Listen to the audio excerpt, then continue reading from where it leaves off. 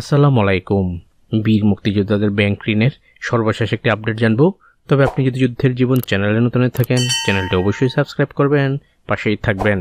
আপনারা ইতিমধ্যেই জানেন বীর মুক্তিযোদ্ধাদের ব্যাংক ঋণ কিছুদিনের জন্য বন্ধ রাখা হয়েছিল। দীর্ঘ কয়েক মাস পর তা আবার এখন নতুন করে চালু করা হয়েছে। অর্থাৎ যে সকল বীর মুক্তিযোদ্ধারা ব্যাংক ঋণ নিতে চাচ্ছেন তারা এই মুহূর্তে ব্যাংকে যোগাযোগ করতে পারেন।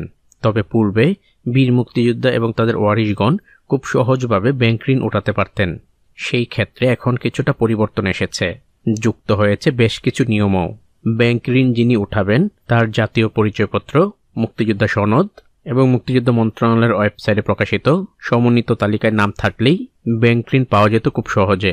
কিন্তু এখন নতুনভাবে যুক্ত হচ্ছে ট্রেড লাইসেন্স, ওয়ারিশিয়ান সনদপত্র এবং মৃত বীর মুক্তিযোদ্ধার স্ত্রীর ক্ষেত্রে বৈবাহিত সনদপত্র।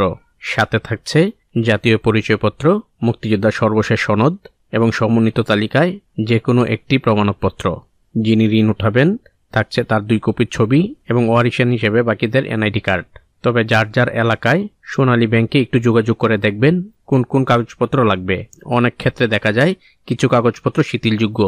জীবিত বীর মুক্তিযোদ্ধা এবং মৃত বীর মুক্তিযোদ্ধার স্ত্রী সোনালী ব্যাংক থেকে বীর মুক্তিযোদ্ধাদের ঋণ উঠাতে পারবেন। বীর মুক্তিযোদ্ধার পুত্রগণ অথবা অন্যান্য ওয়ারিশগণ এই ঋণ পাবেন না। ঋণ উঠানো যাবে 1 লাখ টাকা থেকে 10 লাখ টাকা পর্যন্ত।